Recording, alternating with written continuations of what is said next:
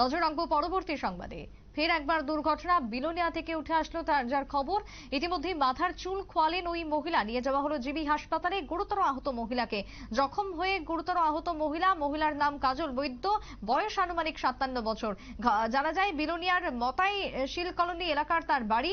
নিজ বাড়িতেই ধান মাড়াইয়ের মেশিনের সামনে ধান মাড়াইয়ের কাজ করছিলেন এবং সেখানে মেশিনের সংস্পর্শে অসতর্কতা বশত মাথার চুল আটকে যায় এবং তারপরে মর্মান্তিক পরিণতি। জিবি হাসপাতালে নিয়ে যাওয়া হয়েছে আহত মহিলাকে, চলছে তার চিকিৎসা। কি বক্তব্য সংশ্লিষ্টের, শুনুন।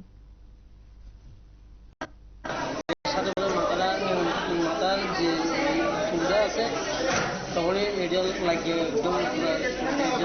এটা কি বাড়ির মধ্যে হয়েছে? এই যে ধান নিতেছে এদিক কার ধানগুলি নিজেরই? পরে আপনারা মানে প্রথমে কোন হাসপাতাল নিছে? আমরা প্রথম বিলোনিয়া হসপিটালে নিয়ে, তারপর এখন সেখান থেকে জীবিত রেফার করেছে। সেখান থেকে এসে আমরা এখানে উপস্থিত হয়েছি। এখন অবস্থা কিরকম? এখন অবস্থা বলতে এখন তার জ্ঞানটা নেই।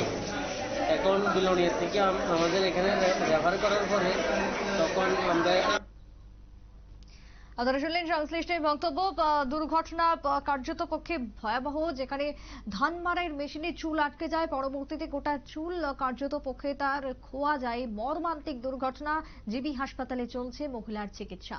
ছোট্ট বিরতির পর ফিরবো, সঙ্গে থাকুন।